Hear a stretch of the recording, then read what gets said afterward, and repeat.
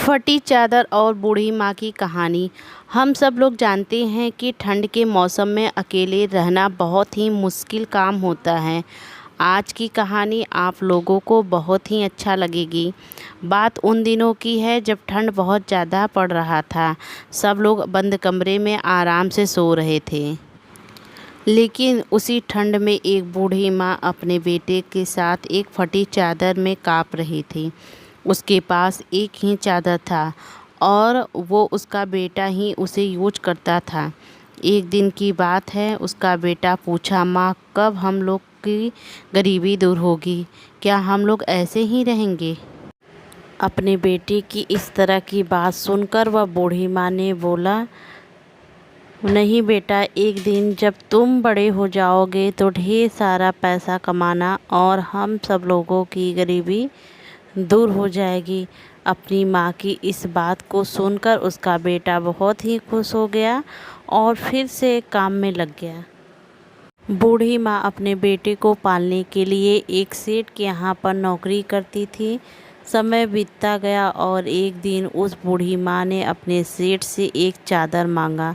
सेठ बहुत ही अच्छा था, उसने तुरंत एक चादर मांगकर दे दिया। चादर पाकर बूढ़ी माँ बहुत खुश हुई थी और बोली, एक दिन मैं ज़रूर इस चादर की कीमत चुकाऊंगी। कुछ टाइम बाद बूढ़ी माँ का लड़का बड़ा हो गया और उसने काम करना बंद कर दिया। कुछ समय बाद उसी सेठ के यहाँ उसके लड़के की नौकरी लग गई। लेकिन बूढ़ी माँ को पता नहीं था, लड़का बहुत अच्छा काम करता था। उसके काम को देखकर सेठ जी ने उसको एक चादर देने की बात कही। सेठ जी की यह बात सुनकर लड़का बोला, सेठ जी, मैं यह चादर अपनी माँ के हाथों से ही लेना चाहता हूँ। सेठ जी ने कहा, ठीक है।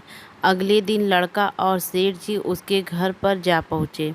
सेठ को देखते ही उसकी माँ पहचान गई और जब सेठ ने बूढ़ी माँ को चादर दिया तो बूढ़ी माँ ने कहा, सेठ जी, मैं यह चादर नहीं लूँगी। सेठ जी ने पूछा, क्यों? बूढ़ी माँ ने बोला, अभी तो एक चादर उधार हूँ मैं आपका। बूढ़ी माँ की यह बात सुनकर सेठ जी को याद आ गया सब कुछ और उन्होंने बोला, यह कर्ज तो आपने बहुत पहले ही उतार दिया था।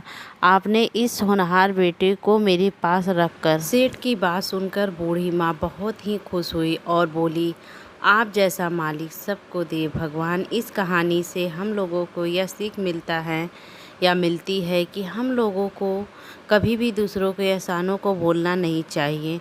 अगर कहानी अच्छी लगी हो तो वीडियो को शेयर करिएगा, लाइक करिएगा, सब्सक्राइब करिएगा, कमेंट करिएगा। मिलती हूँ इसी तरीके से न्यू कहानी के साथ। तब तक के लिए बाय बाय, नमस्कार।